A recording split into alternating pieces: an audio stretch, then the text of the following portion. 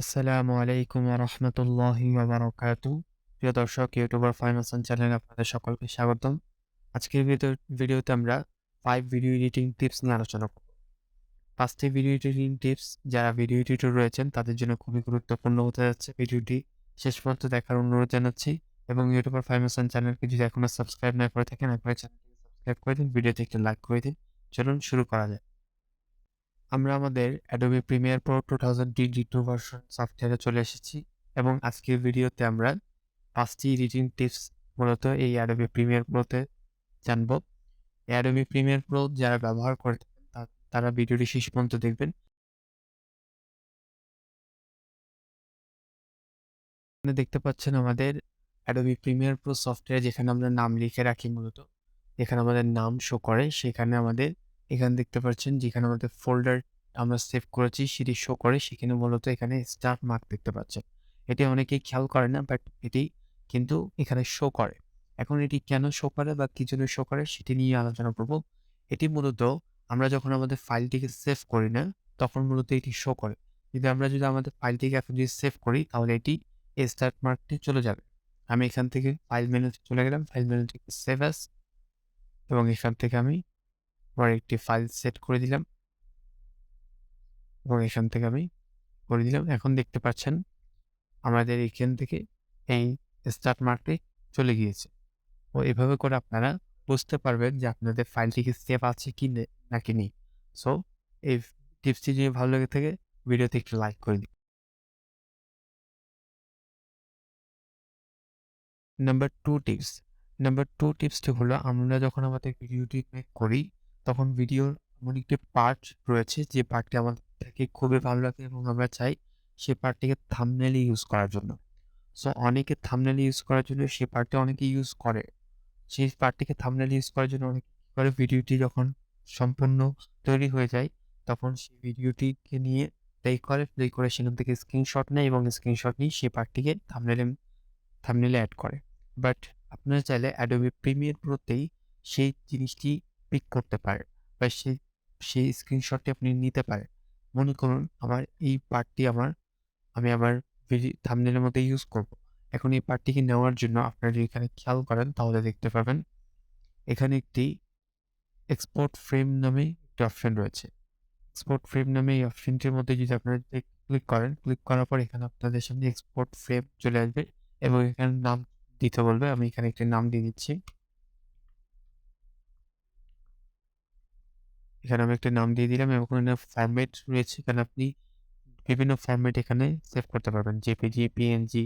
আমি এখানে JPG select করলাম। জেপিজি সিলেক্ট করে আমি এখানে ব্রাউজ রয়েছে, ব্রাউজ থেকে আমি কোথায় সেভ করবো সেটি শো করে দিলাম। শো করে দেওয়ার পর আমি এখান থেকে সিলেক্ট ফোল্ডারে ক্লিক করে ওকেতে প্রেস করলাম। ওকেতে প্রেস করার পর এখন যদি আমি সেই ফোল্ডারে চলে যাই যেখানে আমি সেভ করেছি, সেখানে যদি চলে যাই, এখন দেখতে পাচ্ছেন আমাদের এই ফাইলটি সেভ হয়ে গিয়েছে এবং এটিকে আমরা আমাদের থাম্বনেইলের মধ্যে ইউজ করতে পারবো। ওকে, এটি অনেক ইফেক্টিভ একটি টিপস। এটি আপনারা ব্যবহার করে ইনশাল্লাহ অনেক উপকৃত হবেন।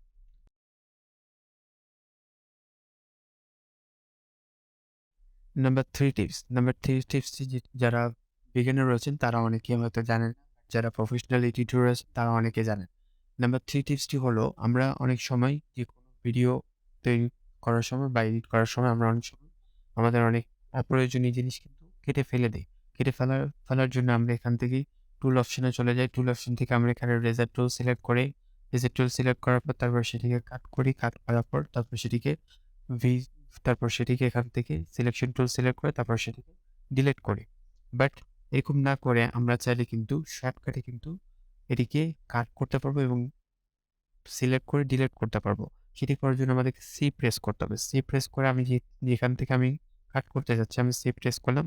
সি প্রেস করে দেখুন আমার এখানে রিসেট টুল চলে এসেছে। আমি ক্লিক করলে এটি কাট হয়ে গিয়েছে এবং আমি চাচ্ছি এখান থেকে আমি কাট করবো। তো আমি এটুকু পর্যন্ত কাট করলাম এবং এখন আমি চাচ্ছি এটাকে সিলেক্ট করে ডিলিট করব। ডিলিট করার জন্য আমাকে এখানে সিলেকশন টুলে না গিয়ে আমি যদি ভি প্রেস করি, ভি প্রেস করার পরে আমি এটিকে এখান থেকে সিলেক্ট করতে পারবো এবং ব্যাক প্রেস করে ডিলিট করতে পারবো। ওকে, আপনারা এভাবে করে কিন্তু শর্টকাটে আপনারা অনেক ইজিলি কাট করে এবং আপনারা সিলেক্ট করে ফেলে দিতে পারেন। ওকে।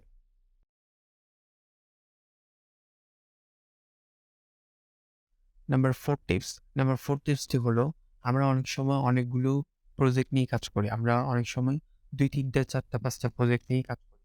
সো আমরা যখন সেই প্রজেক্টগুলোর ফাইল আমরা আমাদের এখানে ইম্পোর্ট করি, তখন আমাদের অনেকগুলো ফাইল হওয়ার কারণে আমরা বুঝতে পারি না যে আমরা কোন প্রজেক্টে আমরা কোন ফাইলটি ইউজ করব বা কোন প্রজেক্টে আমরা কোন এলিমেন্ট ইউজ করব। সো সেক্ষেত্রে আপনারা যাতে সহজে ইজিলি বুঝতে পারেন যে কোন প্রজেক্টে আপনি কোন এলিমেন্টটি ইউজ করবেন বা কিভাবে আপনারা যাতে সেটাকে ফাইন্ড করতে পারেন অনেক ইজিলি, সেজন্য আপনাদের এখানে কিন্তু Adobe Premiere Pro-তে একটি নিউ বিন নামে একটা অপশন দেওয়া রয়েছে। আপনারা যদি নিউ বিন এর মধ্যে ক্লিক করেন তাহলে আপনাদের একটি ফোল্ডার ক্রিয়েট হবে। এটিকে Adobe Premiere Pro ভাষায় বিন বলা হয়। আপনারা এখানে ফোল্ডারের নাম দিয়ে দিতে পারেন। যেমন আমি যদি একটি নাম দিয়ে দেই, আমি যদি এখানে একটি নাম দিয়ে দিই,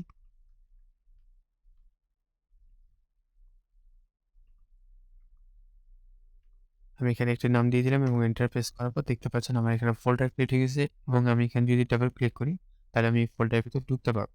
এভাবে করে আপনারা কয়েকটি ফোল্ডার ক্রিয়েট করে এবং প্রতিটি ফোল্ডারে শুধু সেই প্রজেক্টের আন্ডারে যতগুলো এলিমেন্ট, যতগুলো ফুটেজ, যতগুলো মিউজিক রয়েছে সবগুলো আপনি সেই ফোল্ডারের মধ্যেই রাখতে পারেন। এভাবে করে আপনাদের প্রজেক্টগুলোকে অনেক ইজিলি ফাইন্ড করতে পারবেন। যে আপনারা অনেক সময় বিভ্রান্তিতে পড়তে হবে না। সেভাবে করে আপনার ফোল্ডার ক্রিয়েট করে কিন্তু আপনাদের জিনিসগুলো রাখতে পারেন, যেগুলো আপনারা আপনাদের ভিডিও এডিটিং এর ক্ষেত্রে ব্যবহার করবেন। ওকে?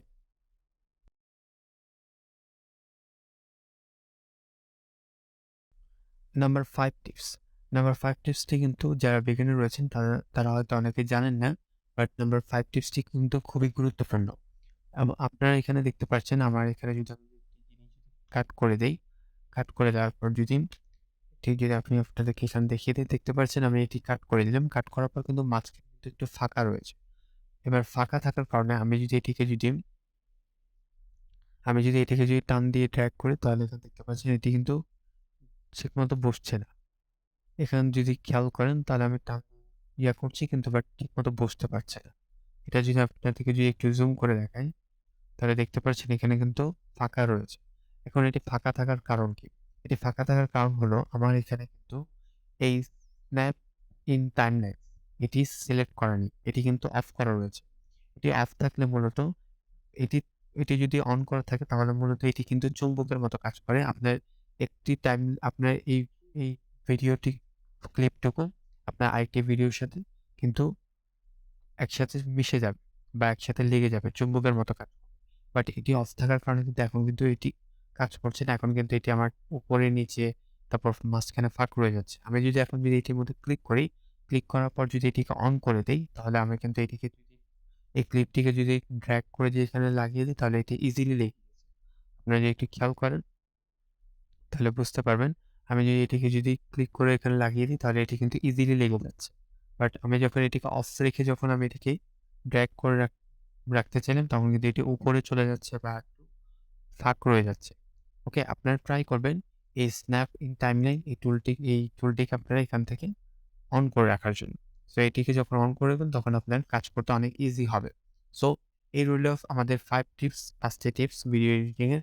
এই 5টি টিপস আমি আশা করি আপনারা যারা ভিডিও এডিটর রয়েছেন তাদের জন্য খুবই হেল্পফুল হবে এবং এই 5টি টিপস আপনারা ব্যবহার করে আপনাদের ভিডিও এডিটিং এর জার্নিটিকে অনেক সুন্দরভাবে কাটাতে পারবেন।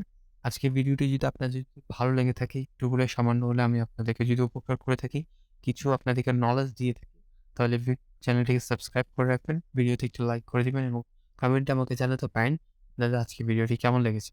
দেখা হবে নেক্সট ভিডিওতে। আসসালামু আলাইকুম ওয়া রাহমাতুল্লাহি ওয়া বারাকাতুহু।